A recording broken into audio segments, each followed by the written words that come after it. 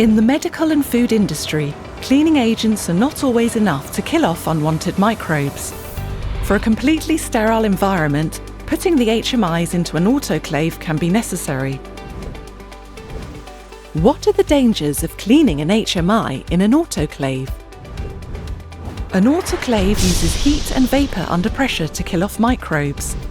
Your application will have to be incredibly robust to handle many cleaning cycles a day.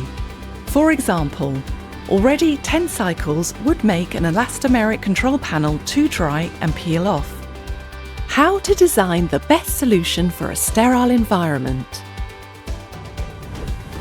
You want to pick materials with strong chemical and heat resistance and good sealing against water.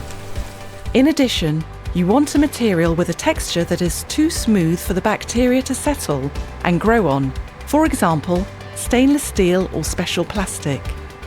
For autoclave cleaning, you want a solution that has zero gaps and is light, so it is easy to move around. A rubber solution with a special coating is your best option. Please remember that the electronics inside will also have to be able to handle high temperatures. APEM has experience designing solutions for sterile environments. We can provide testing for chemical and autoclave cleaning.